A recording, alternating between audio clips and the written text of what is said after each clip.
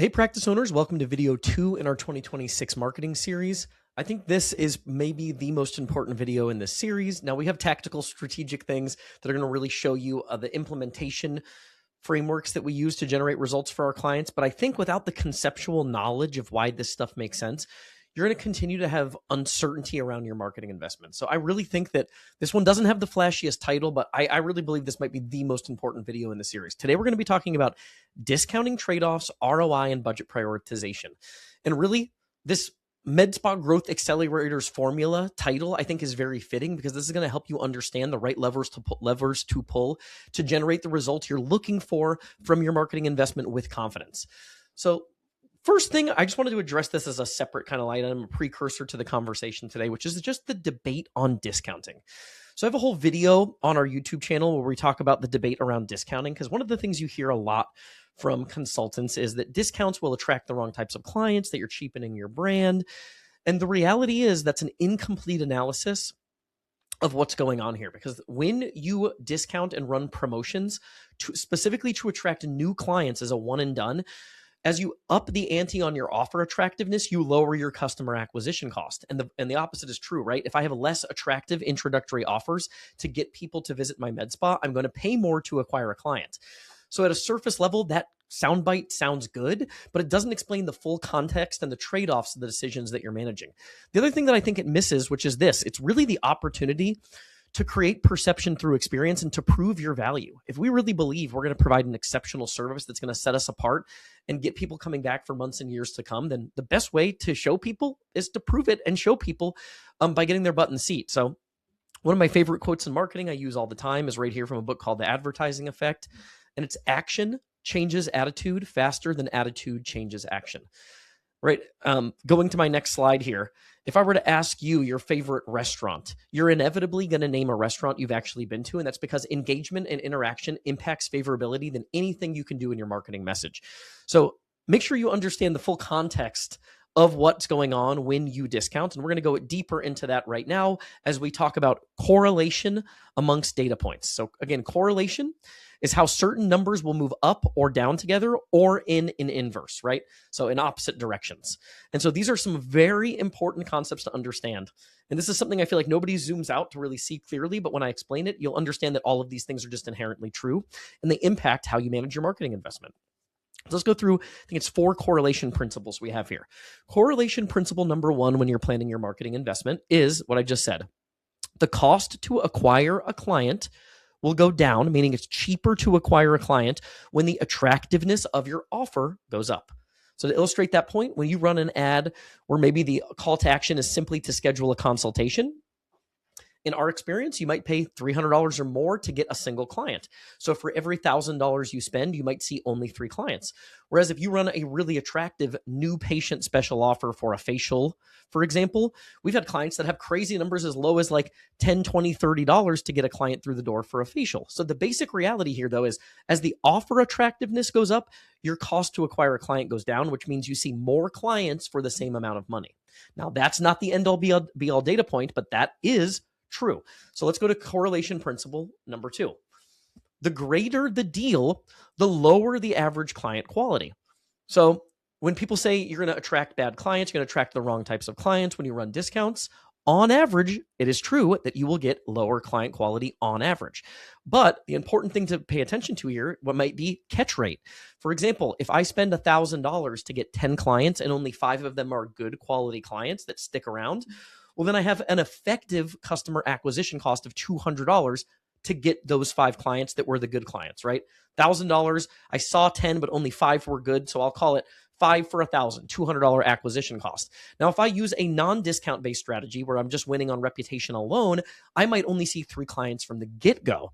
So although it is true that the bigger deal will on average lower client quality, it's important to understand that there's a balancing act there and there's a breaking point to the data. So that's something I feel like a lot of people miss in this analysis. That one's really, really important. So let's go to correlation principle number 3, which is volume of visits. If you have a service that generally is going to have high volume of visits and repeat retention, it's probably got lower initial visit profitability. So to illustrate this, when we run an ad for Cool Sculpting or M-Sculpt, let's use M-Sculpt because I've got better stats on that one. If we run an ad for M-Sculpt for our clients, they might pay $1,000 to get a single package sale, but that package sale might be $4,000 or $5,000 in revenue with good margins and low consumable costs. If they run, so they have good profit on the initial visit when they sell an M-Sculpt package. The opposite of that might be Botox. You might break even to acquire a client and service a client on an initial Botox appointment, but generally that is going to have a much longer lifetime value span and more repeat visits. So the services that have higher number of repeat visits associated with them generally have lower initial visit profitability and vice versa. The challenge with the M-Sculpt client is they might come in for service and then we might never see them again, or we're only going to see maybe a small portion of those people again. So understand that trade-off. Correlation principle number 4, the law of demand. I did a whole video on this, but understand this basic reality that if you're advertising a service that's just more expensive in terms of the sticker price, no matter how good the deal, it's generally going to be associated with lower demand and a lower response rate. So we could run a really good deal on something that normally costs $5,000 and now we're only running it for $3,000. But that's inherently more expensive than a $300 Botox appointment. So you're going to have a lower response rate. So the volume of leads and patients will increase for lower price point offers. When we run on the extreme, a discount introductory facial, we've had clients do something as crazy as like a custom facial that has a very low consumable cost at $29, $39. They can see customer acquisition costs that are lower than the price of the facial. So for every $100 they spend, they're seeing 3 clients, which is really crazy. That's because those low price point offers are going to be associated with more volume. If we're advertising more expensive services, it's higher acquisition cost, lower volume of clients. So understand that as well. So if you're in a position where you need to maximize short-term profitability, you might lean into strategies that are different than trying to optimize for volume and long-term growth. Hey practice owners, Ricky here. And if you're tired of seeing your marketing as an expense, it's time to see it as the investment it should be. At MedSpa Magic Marketing, we specialize in driving predictable, massive growth for med spas. We helped one client generate over 2,500 new clients directly attributed from ads in less than 18 months. And these aren't outliers, this is our expectation. We're HIPAA certified by Compliancy Group, rated a perfect 5 stars on Google, and we provide true consulting and strategic direction to our clients, not just button pushing. If your med spa is able to consistently invest in marketing and advertising, and you want a transformative look at the exact frameworks, ads, offers, and strategies that we use for our clients, schedule your complimentary strategy session with me at medspamagicmarketing.com. That's medspamagicmarketing.com.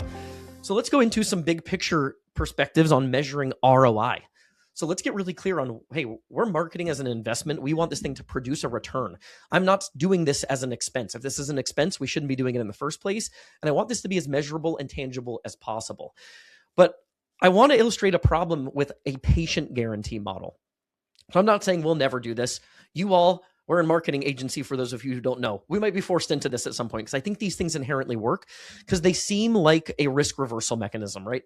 If I'm worried that this marketing agency is not going to bring me clients and they give me a patient guarantee, I've taken some element of risk off the table. But the challenge with that is it misaligns incentives. And I'll explain why this is such a problem when the only data point you're looking at are number of patients. Butts in the seats can't be the only data point that we're measuring for success because it might steer us in the wrong direction. It might hurt our results by over-optimizing for a leading indicator data point. So let's go through 2 examples. In example 1, we have $5,000 in ad spend. And let's say we have $50 customer acquisition costs. So we have 100 bookings. We got 100 new patients on this promo, but they're only coming in for an offer that's $100, let's say. And that gives us a $10,000 initial visit revenue batch, right? I had 100 people spending $100, $10,000 on initial visit revenue. And let's say this is for a hydrofacial or some sort of a facial product where the retention is generally going to be pretty low. Let's just say it's to really ding it. Let's say it's got a 10% retention rate. So that means the lifetime value of these clients is only going to be $1,000. Let's just say it's $1,000 lifetime value per patient retained. So of the 10% that stay, they spend $1,000 with us. Now, don't get caught up on the numbers. That's the illustration of the example that's important. What that's going to give us is total revenue of $20,000, which is a 4x return on ad spend lifetime, right? I spent $5,000 to make $20,000 in lifetime revenue from that batch of clients. But I had 100 clients.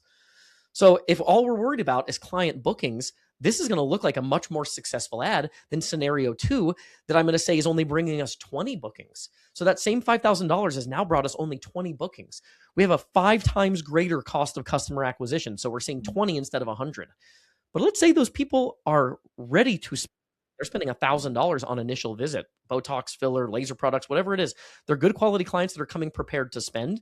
That gives us $20,000 on initial visit revenue. And let's say they're good quality clients that retain at a higher rate, and 50% of them stick around. So of those 20, we have 10 staying around long term.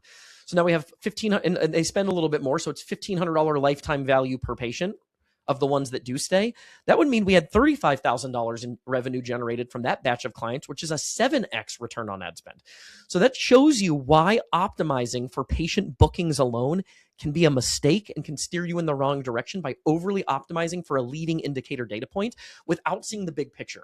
So when we're working with our clients, we're really trying to get a holistic view of what we're doing so that we can maximize the actual gap long-term between money in and money out, not just looking at an initial data point of bookings, for example.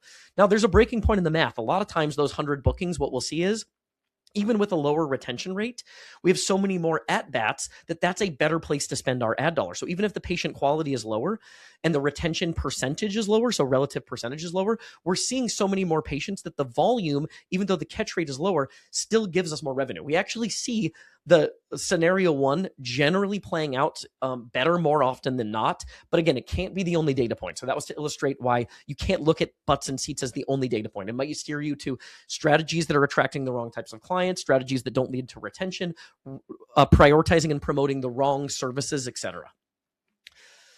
So I always say this, there are 2 bad ways to measure ROI as a med spa for most of these services. Now, this is not true if you have initial package sales.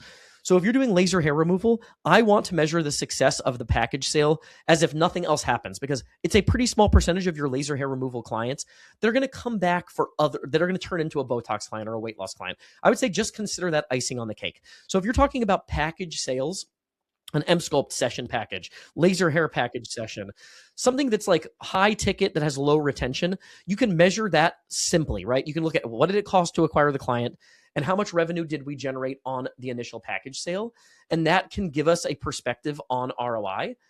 But for most of our services, retention is a big part of the success of a med spa, right? Getting clients to come back months and years to come for multiple visits. So with those types of services that are reliant on retention, so this would be almost anything your injectors or estheticians do. So aside from like your laser techs, anything estheticians or injectors do, this is going to fit that description. And the 2 bad ways to measure ROI are initial visit revenue, because it's a very incomplete picture of the marketing math. And I've had people do this, and even after I have this conversation, I've had calls with clients where they're still trying to do this. And they'll say, well, we spent money on the marketing and we paid ad spend and we had product cost. So after all was considered, we basically broke even, or maybe we lost a little bit of money to serve that client on the first visit. Yeah, that's probably going to be the case. The real magic happens because there's going to be a percentage of those clients, whether it's 20, 50, 70%, that are coming back for recurring service. And that builds on the lifetime value, which creates a bigger gap between money in and money out, which we call ROI, right? So we don't want to measure initial visit revenue alone for a service that's reliant on retention. That makes no sense. General rule of thumb for us is we want to break even from our cost of goods and our cost to acquire a client on ad spend. So if it costs me $200 or $150 in ad spend and $150 or in product cost, let's say it's $300 to acquire and serve the client, I want my initial visit revenue to at least offset that. And then everything else is icing on the cake, producing ROI for us with no short-term negative cash flow impact. So that's really, really important. The other bad way, though, to measure ROI is to look at lifetime value and say, like, these clients might be worth $5,000 to us, $10,000 to us lifetime. So it's okay if I spent $1,000 to acquire the client. Well, maybe if you're tracking and you're really confident, but you have to understand that if you're doing that, there might be negative cash flow pressure before you actually see a return on investment. So that might mean you have 3, 6, 9 months of marketing investment that are actually digging you further into a negative cash flow position before it starts to snowball and build in the opposite direction. And at the very least, you need to be aware of that. So we don't like to look at just lifetime value. We also don't like to look at just initial visit revenue. I want a realistic blueprint for how this is going to happen over time. And so we built an ROI calculator that attempts to help you plan your marketing investment. We'll give you the benchmarks on all of these strategies that we recommend running. So if you spend, for example, $4,000 on ads and you have a 17% close rate from 275 leads, then in my example here, you're paying $86 to acquire a client. And if those clients spend $450 on the initial visit, and we retain 40% of them, you can see that every month we're going to get 47 clients generating $21,000 in revenue. But you can see after month one, that's $21,000. That same thing happens on average every month. But by month 6, because of retention, we're at $40,000 in revenue growth. So, every month we're doing $40,000 in additional revenue. By month 12, we're doing $63,000. So this helps us plan on a timeline for cash flow impacts and growth forecasts. Really powerful, really helpful tool. We fine-tune this over time. So you can email me, Ricky, R-I-C-K-Y, at medspamagicmarketing.com. That's Ricky, R-I-C-K-Y, at medspamagicmarketing.com for your free copy of this. And if you have any questions, I'm happy to jump on and walk you through it. But I've got a little tutorial video that comes with it. It can really help you get clarity around the cash flow impacts and the timeline around your marketing investment. And it also will show you how more aggressive investment will spur faster growth and also generally lead to better cash flow considerations, even short term. Hey there, wanted to briefly interrupt the episode to make a quick ask. If you're a podcast listener, it would mean the world to us if you leave a review for the podcast, whether that's on iTunes or Spotify. It's something I hadn't really remembered or thought of asking for, but it does help us show up more frequently so that we can reach more people with the information that we're providing. So it would mean the world to us if you'd leave a review on iTunes or Spotify, if you're listening on audio. If you're watching on YouTube, make sure to hit the subscribe button so you're in the loop for future videos and you don't miss any of the content that we're putting out. So this is a good visualization of how this happens over time. This is a real chart from one of our client reports. And as we chart this quarterly, the gap between ad spend and revenue generated gets bigger over time, because if we're generating $30,000 a month in new patient revenue, and that happens every month, that's consistently happening. But now we have all of the previous months of clients that we acquired, some of which are spending money in the next quarter or in the quarter that we're in now. And so this builds like a hockey stick. It's got a very dramatic snowball effect with any amount of retention. So as time goes on, the gap between the money generated and the investment keeps getting bigger. So the longer you do this, as long as you're retaining clients, the better the ROI gets. So that's the exciting part. Cool visualization of what we just saw on the ROI calculator there. So what I would recommend you do at this point is set some growth goals, be realistic with the math. How many new patients do we need? What does it cost to get a client? How many leads to acquire that number of patients? And that's going to determine the ad spend. So when we're planning for our clients, if I'm with a business that's doing $2 million a year right now, and we want to get to $4 million a year as fast as possible, based on a certain marketing investment, we can play with those inputs to figure out the timeline estimate for achieving that growth goal. And you'd be surprised how accurate this can be with some of the numbers and the benchmarks we have around offer frameworks. If you know your cost to acquire a client and you have a ballpark figure on retention and spend per client, you can really dial this in pretty accurately. So it can be exciting to have some confidence and control over your marketing investment instead of it just feeling like guesswork. So some key takeaways from the stuff we went over here in this video. Customer acquisition cost is the first place to optimize, but you have to gauge retention to ensure that true success and ROI are happening at a satisfactory rate. We don't want to optimize just for customer acquisition cost alone. Remember, customer acquisition cost goes down when the attractiveness of our offer goes up, but also that impacts patient quality. Remember the other correlation items that we talked about. Recurring revenue services see better ROI over time, but not early on. And for immediate ROI, if that's your need right now, you need to focus on high ticket sales, but expect a higher acquisition cost, lower overall activity to produce better short-term profitability. And that comes at the expense of long-term growth, because the more people we have in our recurring revenue model, the faster and more aggressively we're growing over time. And the disclaimer that I'll probably have in every one of these videos again this year is the David Ogilvy quote, "Great marketing only makes a bad product fail faster." We've had clients where we're acquiring clients at a satisfactory rate. We're bringing new people. Just had a client right now that we're offboarding. And they were one of our worst performing clients, but we still had a $300 customer acquisition cost across all the time that we'd been working with them. So for every $1,000, they were getting a new injectable client that was coming in, booking and paying for service. Again, that's on the really bad end of our performance. I always like to show the extremes, but that still is a workable campaign. I have other clients that intentionally have offer frameworks that give them a customer acquisition cost of $300, but they have a $1,000 initial visit revenue and really good retention. This particular client has really bad retention numbers and low initial visit revenue. So the math starts to not make sense. And the reality is, if you've got inherent problems in your business with your providers, with retention, with your ability to educate and cross sell, then feeding a bunch of new clients in your practice is not going to solve the problem. So again, always remember to have that stuff dialed in, because great marketing will only make, I don't even say a bad product, anything less than a superior product or service offering is going to make marketing significantly less effective for your business. So last thing I wanted to talk about today, and we'll get more to this in the series, but opportunity cost around our investment. And the reason opportunity cost is so important is because it's a way to encourage more profitable strategic choices by weighing all potential outcomes of the different options we have available. So one of the other questions that we like to answer for our clients when we're doing this planning early on, we're talking about pricing strategy, correlation data, marketing math, ROI, is budget prioritization. And in any business, we don't have unlimited resources. We have a certain amount of money this month and next month and the month after that we're going to be able to allocate responsibly toward our marketing investment. And so I know it's an investment, it should be producing ROI, but there's still a cap to this, right? We're not going to spend an unlimited amount of money. That's not realistic.